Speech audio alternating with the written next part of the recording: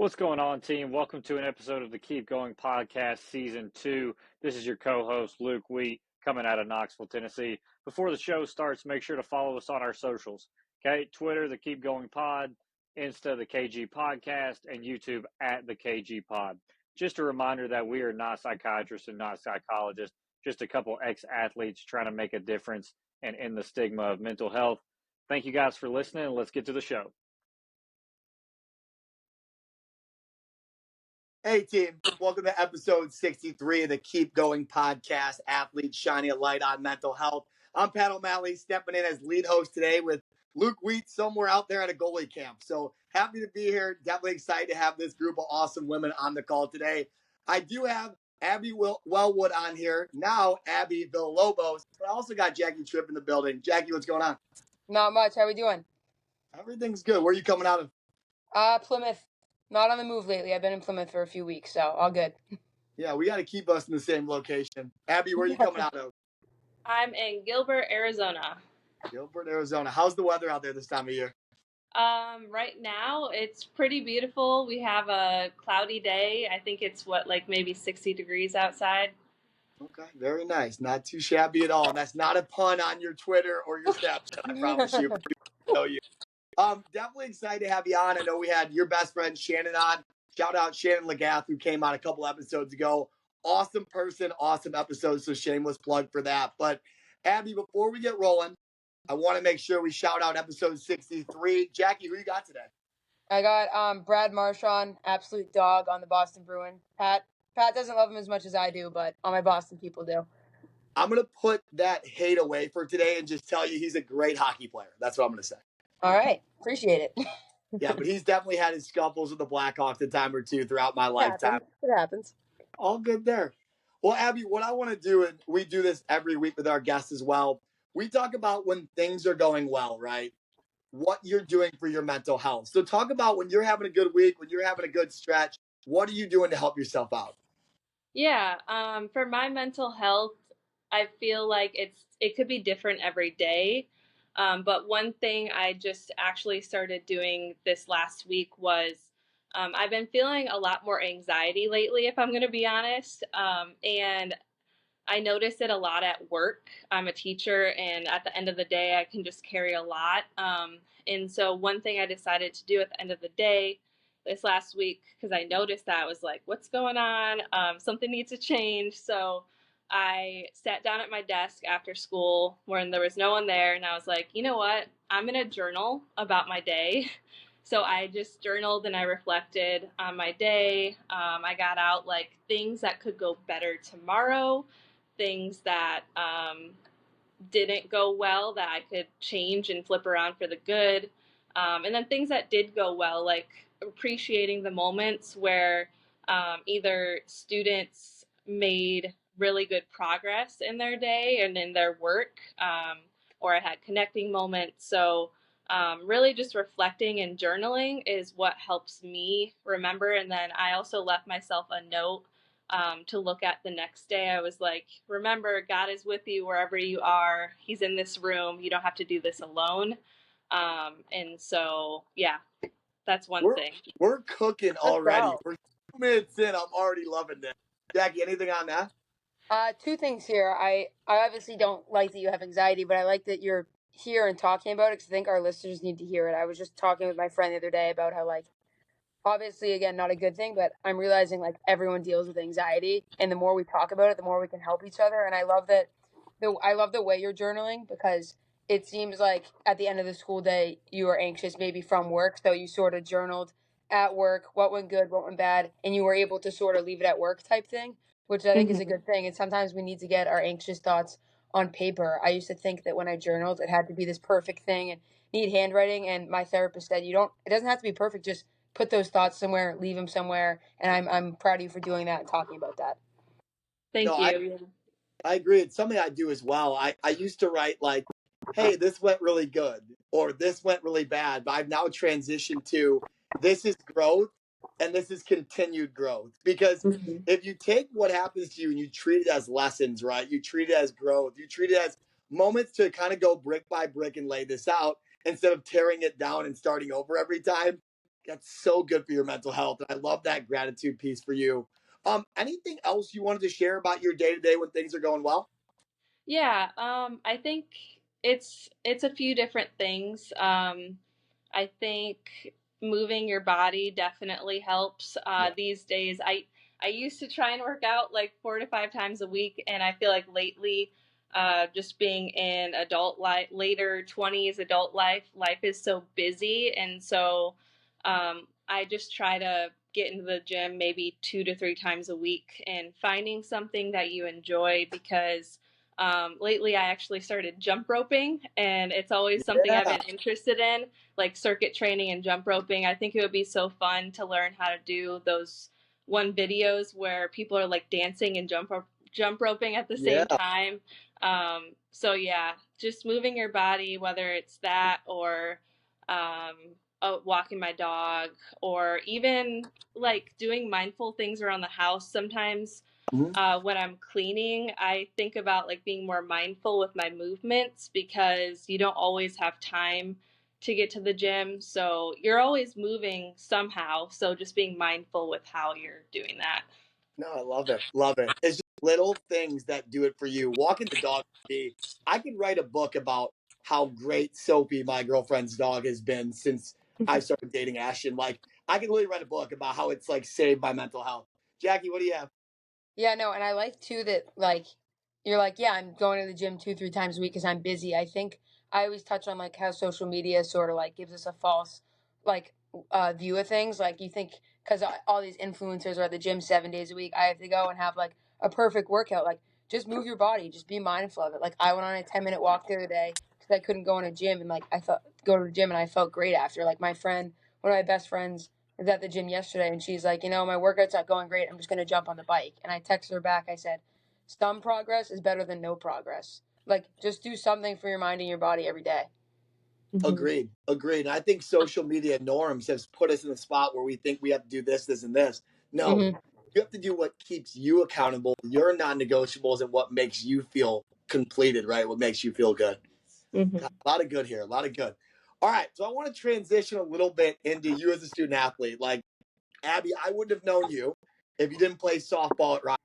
I think Yeah. softball was a big part of your identity. So talk about early on, Abby, softball, how you got into sports. Yeah, I started playing softball pretty young. My first memory that I think of is actually it was a co-rec team, and I think it was one of my first practices. I actually got a tooth knocked out. Oh my goodness. uh, yeah, and so I had to go to the dentist. It was a whole thing. It was a baby tooth, ended up being a baby tooth. But anyway, I must have really loved softball because I kept playing, even though that was one of my first practices, and so it's just something that I always loved, I think, ever since I first stepped into it. I tried other things. I was on Palms in high school. My parents tried putting me in soccer. Softball stuck. So I played, obviously, throughout college. And yeah, it was a really big part of my identity. I put so much time into softball, whether that was going to the batting cages, my dad would take me down to the park when I first started pitching, and he would make me throw 100 pitches each night. And so, yeah, it was definitely a very big part of my life and something that taught me how to be a part of something bigger than myself, because that's something that I think a lot of people can, even myself included, sometimes can struggle with. We forget we're a part of something bigger than just ourselves. And I think that's the one thing softball really taught me, that I can apply to my life today and remember. So, yeah. All right, perfect. So no, I definitely love that you started playing sports, obviously at a young age, and how much it's meant to you, and I love that about your family being a huge part of it as well. Here's what I would say: transition a little bit into Rockford University. Like I said, how we met there, how you played college softball. Talk about your college softball experience. Yeah. So my college softball experience comes with its ups and downs, I would say. When I first got into college, I experienced a freedom that I didn't have before when I was living at home with my parents. And so I think, I was able to figure out, I was given the freedom to, choose what friends I want to be around. I was given the freedom to choose like what I want to do with the rest of my life. And so it also came with being a college athlete came with, we had 3 different coaches in my 3 years. So there was a lot of instability there. Right. Which came with so many ups and downs. But what that taught me, I think, through that instability is that my teammates were the ones who were going to be there and hold me accountable and be the ones that weren't going to leave my side. And so they were the constant in my college years. I would say I made some pretty good friends, outside of softball as well. But Shannon's the one who stuck by my side.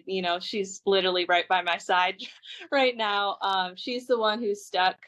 And I'm trying to think of what else for college No, softball. I think that's powerful, right? Like you have like a coaching change and then you have another coaching change. I was there, so I witnessed it obviously firsthand.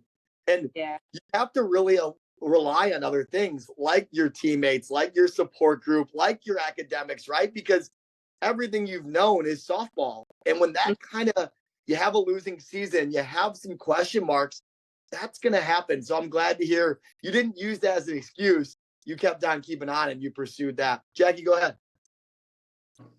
No, I like that too. And kind of the word I'm thinking of right now is foundation. Like you have to have strong foundation sort of like in every little area of life so that if one happens to crumble for a certain amount of time, you sort of can lean on other people. You know what I mean?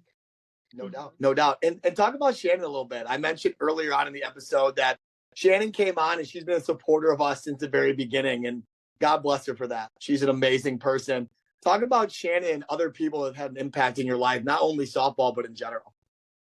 Yeah. So Shannon, I feel like is one of those, she's, I think, one of the longest friends I've had. There's another friend I have from my senior year of high school who we still stay in touch. But growing up, I never really had a solid friend that stuck with me by my side. And so I think there's always a little fear of abandonment when I consider friends or when new people come into my life. But Shannon showed me that there are people who will stick by your side. And that's allowed me to let other people into my life. Like when I moved here to Arizona, we have a couple other friends who Shannon's introduced me to, who we have a pretty tight friend group with that. And then I have also gotten involved in my church community and different groups and things like that. And I actually started a book study with Shannon, my husband, Nice. 2 sisters, and his mom. And so we try to meet every other Thursday. And so, yeah, I think Shannon taught me that, if you put in the effort and you keep making effort in your friendships, then they will do the same. And so I've been able to allow other people into my life because of that. So Yeah. They're filling that void. Yeah, I love it. Jackie's going crazy on the pen over there. What are you Well, sometimes I have multiple things to say, and I'm like, I need to remember because she's saying so many things that I'm resonating with. First thing, the community book club, is this something with the church, or are we reading different books? What are you reading? So it actually got inspired from the church. So the church I go to, I recently moved about 35 minutes from my church because that's where we teach is Gilbert. Our church is in Scottsdale. So I went to a women's night like back in the fall, and they gave us this book. It's called Captivating. And so they gave us this book, but I wasn't able to go back to the meetings because I was like, I don't feel like I don't want to drive 35 minutes every day. So I thought about it for a while. It was like a month or two had passed, and I'd been reading the book anyway because it's so good. And so I was like, I need to share this with other people in my life. And so, you know what, I was thinking about what woman do I have around me that I can kind of bring into this. So I thought of Shannon, our other friend Janessa, and then my husband's mom and sisters. So that's our group. And so it kind of started as inspiration from a book that I got from the church, and just finding the community that I have like directly around me to share it with. Yeah, I like that. And I think too, I think books are a good way to connect with people because it's almost like it's like accountability and connection type thing. It holds us accountable to have these conversations, and it holds us accountable to like connect with others. So I like that. Yeah. And the other thing I was thinking too, like when you said like with relationships and stuff, it's sort of like what you put in is what you get out. And my coworker was talking the other week about, we were talking about like relationships and whatever, and she's like, don't, like, people get so nervous to reach out and ask people to do things that they just get scared and step away. And it's like, don't let, you have to, the line that she said was, you have to let people say no for themselves. Like, don't say no for people. Just reach out. Like, the worst thing that somebody can do is say that they're not free or they'll say no, but don't let people say no or yes for themselves. And I've kind of kept that in the back of my mind. Yeah. Amen. That's awesome. Yeah. The relationship building here is incredible, right? Like the ability to pivot, but pivot into things that make you a better person, impact others. I think that's really touching me, because you could have easily said, book club is too far away. Nah, not for me. You could have said, softball at Rockford, we have 19 coaching changes. We've had how many losing seasons? But you continued to keep showing up and persevering and working, because those are the habits that you instilled in your day to day. I think that's so powerful for people that are trying these things that we talk about on the podcast. And the first 10 might not work for you. But Abby, your message today is so clear that if you continue to do things for the right reasons and build those relationships and continue to try, there's a lot of great in the try. I love that. Okay. All right, let's keep it moving here. So we got through the Rockford days. We shouted out Shannon enough to pretty much give her another episode. So maybe another time. I'm not sure. I don't, that's a little bit above my pay grade to have her back on for a second episode. But I want to talk about what you're doing now. Obviously, you're recently married. You have a great career. Talk a little bit about what you're doing now after college, post-college, Abby. Yeah, so right now I'm in my 5th year of teaching. And so I'm teaching graphic design and photography. It's pretty cool that I get to teach graphic design because that was my major. I honestly did not know if I would be using my major when I first graduated, because I was just teaching general art classes like at the middle school level. Mm-hmm. And so it's funny because graphic design is something at the end of my college years, I was like, I'll probably never touch that again. But then here, when I got the high school photography job, they knew I came from a graphic design background. They were like, hey, do you want to start this program back up? And I was like, honestly, yes, that would be awesome. And so I've kind of each year I've been teaching, I've taken on a new role in like what I'm teaching.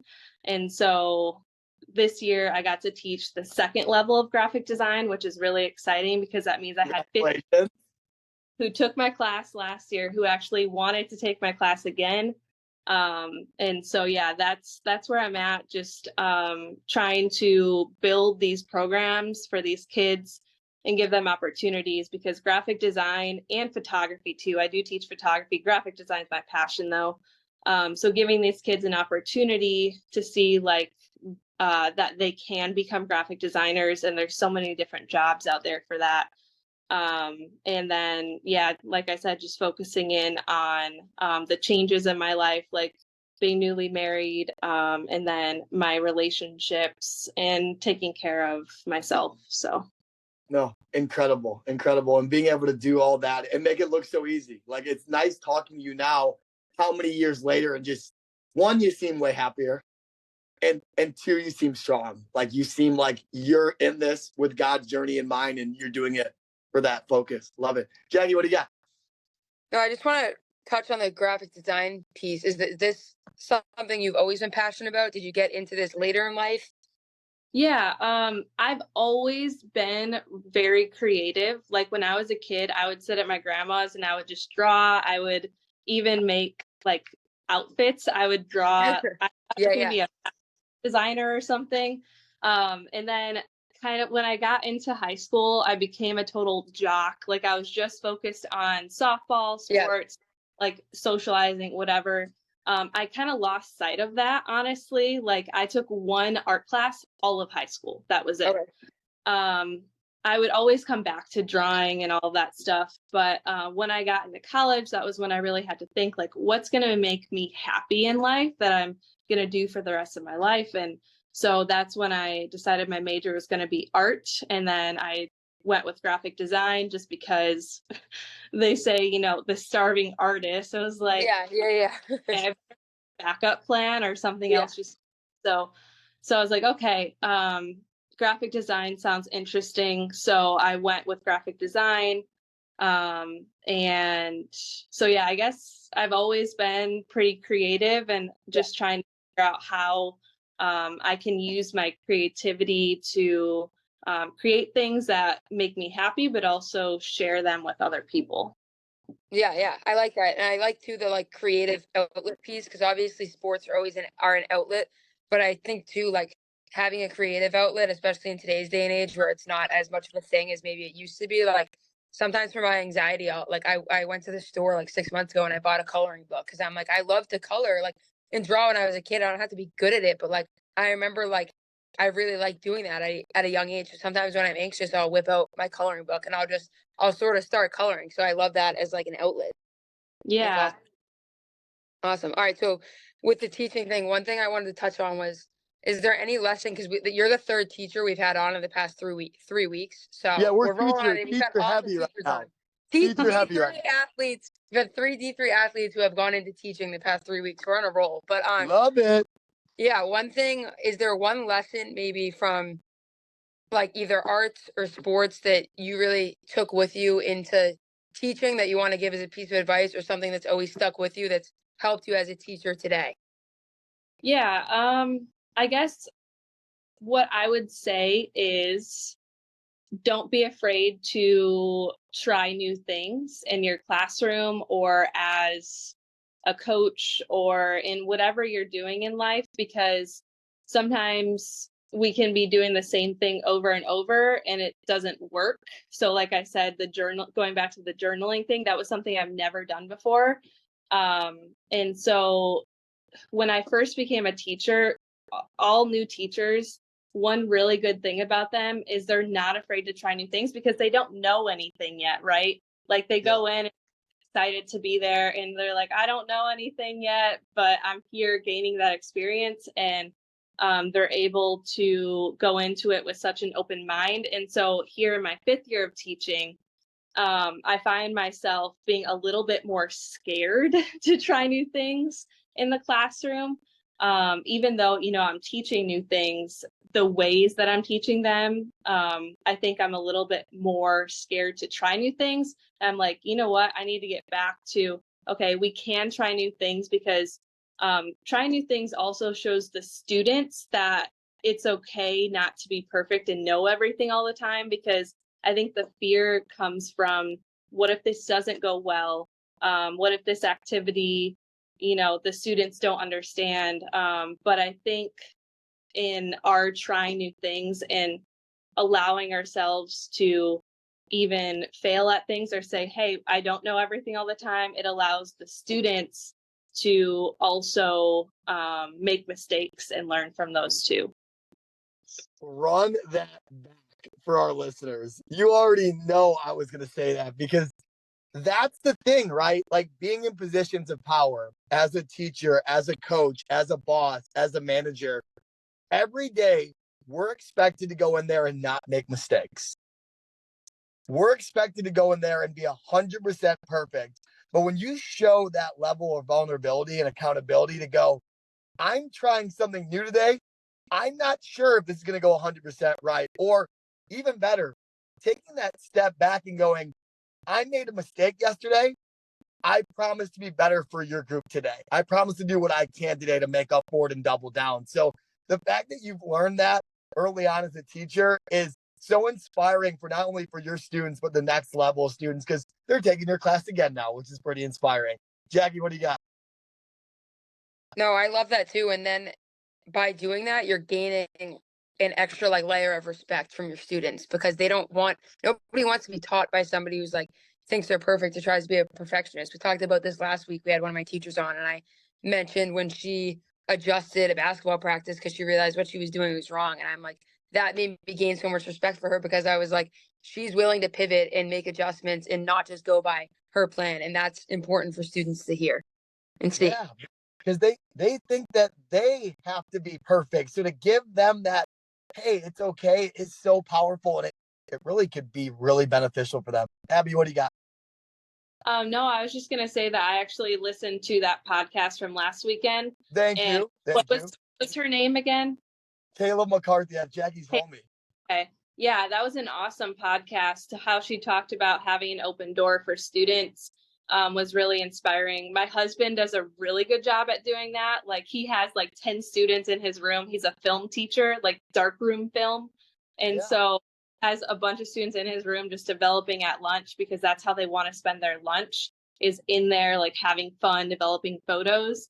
And me, I'm the kind of person who's more like, if it's my time to get things done, I don't have a prep hour right now. So I'm like, I'd rather spend this time for myself, but that's my natural inclination. But that episode made me take a step back and be like, oh, maybe these kids do need to see me and do need, that extra conversation with me at lunch or whatever it is. So, but it's also, they also want like the best version of you. So if you need that time to recharge, like some people, my twin sister recharges her battery by being around people. I recharge my battery by not being around people. So don't think too, I need to be around them all the time, because you'd rather have give them a few hours of you at your best than like a ton of hours of you maybe not fully present too. that's true. Yeah. No doubt. No doubt. Whatever fills your cup and allows you to be your best that day. I think that's very powerful. Okay, so I got a couple more things. And I know it's a Sunday out there in Arizona, so I know there's a lot going on. Here's what I want to touch on. Obviously, we're a mental health podcast, right? Where a lot of us are former student athletes, college coaches, all that.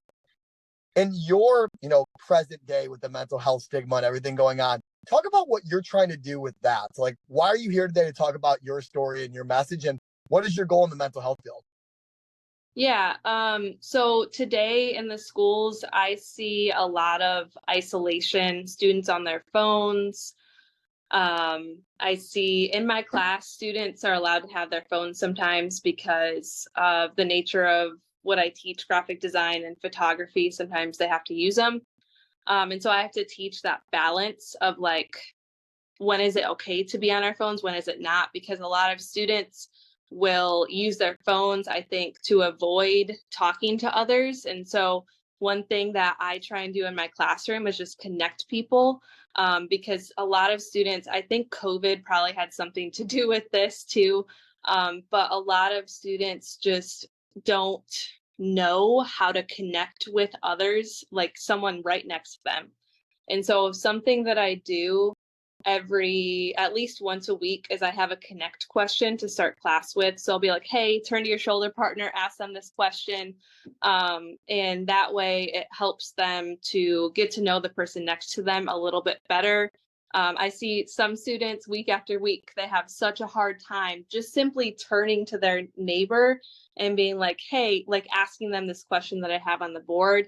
And so I try to, sometimes I have to be annoying and be like, hey, Kayla, why don't you ask this question to Jacob or whatever? And even though, it may seem annoying to the students, I feel like it's helping them see, okay, maybe I should connect with this person right next to me. So that's one thing I do. I try and be really mindful about even my curriculum, because I have so much freedom teaching in art class and graphic design. So like going into the new year, I have students make a vision board of what do they want their year to look like. Yeah, I love that. So yeah, I try and do little things like that in my classroom that doesn't necessarily hit a standard per se, but it allows them to connect with themselves and the people around them, hopefully. I am in love with that. Like I'm thinking about if I was in a present day situation at that age, like how awesome that is. Because Jackie, I was going to touch on this. It doesn't have to be, all right, guys and girls, this is a 30-minute mental health class. Like it doesn't have to be that, because the first thing that these students are going to do is they're going to shut down. I don't have mental health issues. I'm not going to do this. If you present it the way that you just said, Abby, which, I'm going to use that. Like being able to put it into the curriculum and get something out of it for your students without them even really knowing it.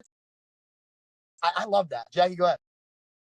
No, I love that too. And one of my professors did that. I noticed too, like on campus when I go to my classes and people just walk in and they're just on their phones. Like people get there 5 minutes, 10 minutes early to get a seat and they're all like on their phones. And I've tried to be conscious of that and do better of it. But one of our professors, because again, I think people are starting to notice like people need to connect more. Like you said, Abby, one of my professors, he has us do the same thing. He's like, turn to the person behind you, turn to the person next to you. And you've sort of seen in this class, I mean, we've gotten a little more comfortable with each other. And like, now we're willing to ask the person next to us, like, oh, could you send me the notes from last class? Cause like, we've talked to them before type thing. And it's just like day by day, maybe helping people come out of their shell and like remind them of like, there's connection outside of like the phone that's right in front of you too, and how important that is. And they might not realize it day 1, day 2, but they might realize it on day 50 and it might help them more than they thought it would. You could be the strongest, most intelligent, everything that you need to be as a person. You're better with people with. You are. And I think that's a proven fact in building these relationships and making it, like Luke said, shout them out, making it simple, but not easy, right? Like it's simple to make that extra effort, but then to stay with it, like Jackie said, is incredible. All right. Well, a couple more things, Abby, and I'll get you out of here. But we do also ask our guests every week something that we've asked over 60 plus people now. The name of our podcast. Why do you keep going? So tell me your keep going moment. Yeah, I thought about this a lot over the past week, and I just keep coming back to the fact that Jesus came to earth for us and died for our sins to give us eternal salvation. If I came on here and didn't talk about that, I feel like I would be doing an injustice.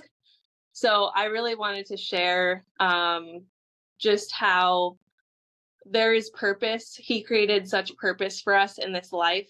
And sometimes we can go through day by day not realizing it. And so when I came to Arizona, I truly got saved. And that's my keep going moment, is just how Jesus came into my life and he showed me the true meaning of life, and that there's purpose in every day, and he's put that there ahead of time for us. And so whenever I'm having an off day, whenever I'm feeling anxious, whatever it is, how I keep going is going to my Bible, reading my Bible, going to a friend, being like, hey, can you remind me of this because I'm feeling anxious. So it's a culmination of moments, but it all comes back to God, and it comes to the good that he's put in our lives and searching for that. That's beautiful. And I think for our listeners, I've touched about it being a man of faith right now. You probably see my cross around my neck. I feel the same way about my journey. But if you believe in your faith, your higher power, the universe, if it's a mix of all three, it takes action. Faith without action is just a dream. And for you to take that leap and go to Arizona and take that leap in your career, when I've heard that about my major, PE majors will be extinct in 20 years, as people used to tell me. Same with graphic design. Like graphic design, it won't be a major. You're just wasting your time.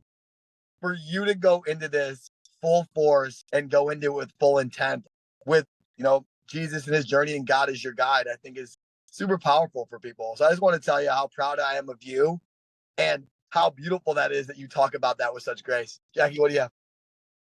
I like the word purpose. You mentioned that in there. And I think if people take anything from this episode and take anything as they go throughout their week, I think that you explained it well in your keep going moment. And I just want the word purpose to be present. It's going to be present with me this week because that just stuck with me the way you articulated that. And the word purpose is just taking over my brain right now. Yeah. And to see it lead to such greater things. Like I've seen you smile, Abby, probably a gazillion times, but not like this. Like there's a difference here. And being someone that's known you, it's so inspiring for our listeners and for our audience as a whole to see you how you are now. Go ahead. You got something? What? Oh, I said, go ahead. Do you have someone else there? Wait, what'd you ask? Sorry, I might have lisped out on you. I said, go ahead. Do you have anything else there for me on that? I don't think so. I think I'm good. Okay. Well, Jackie, let's go into rapid fire questions and we'll wrap up today. Jackie, I'm putting you on the spot. Question for Abby. Oh, go ahead, Abby. Go ahead. Okay. Sorry. I think I was zoning out a little bit, just thinking about the podcast and everything. And it's been very encouraging to me. So if I do want to say anything to wrap up, I just want to say thank you guys so much. There's so much purpose in this podcast. There's so much purpose in what you do. And so I just want to say thank you. And yeah. No, you're Thank so you. Sweet. You're so sweet for that. And I want to ask you a couple more questions before we get out of here. Jackie, I'm going to flip it to you. You got one for Abby to start? Yeah, I was going to ask if there was any favorite athlete you had growing up. Ooh. Honestly, I'm not a big, I have one specific person. I definitely was a big Chris Bryant fan. Yes.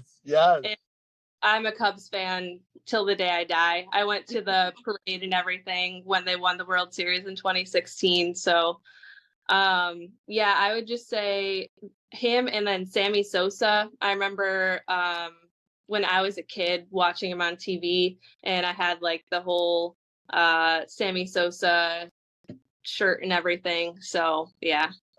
I'm the same way, obviously being a big Cubs guy. Sammy's like one of my heroes. So, yeah, Jackie, I kind of outnumbered you with Chicago love today, so I apologize on that. Cool. You talked about books earlier. I got to stay with that. Talk about your favorite book ever and why. Ooh, that's a hard one. There's so many good books out there. Honestly, it probably has to be the book we're currently reading in our Bible study, Captivating. Yeah. It's a really good book because it does a good job at explaining the purpose of a woman, and just how God created woman to be, because in this world today it can sometimes be confusing to be a woman. I think it can sometimes be confusing to be a man too. And so the book just does a really good job at explaining like what is our purpose as a woman, and explaining like the creation story, back to the creation story to today, and wanting to be a part of like an irreplaceable role within life, because God created us with that desire in us to desire more. So yeah. Awesome stuff. And then the third and final one, which you kind of prefaced a little bit already, we've been trying to get better on asking our guests, like, what can we do to help you? Like, this episode is going to help hundreds of people throughout the country. How can we help you with your dreams and what you're looking to accomplish, Abby? That's a good question. I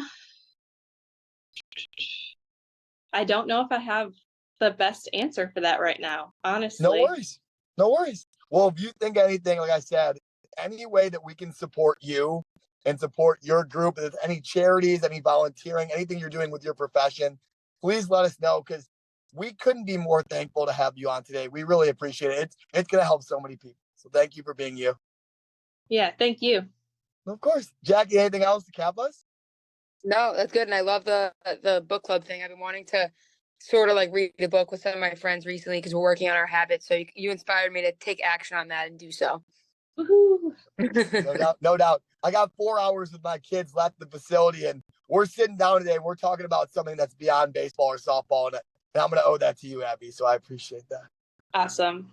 Well, let's do this. We'll go ahead and wrap up episode 63. As always, keep going, and we appreciate you guys listening. Thanks so much. Love you guys. Bye-bye. Love you guys. Thank you. Bye.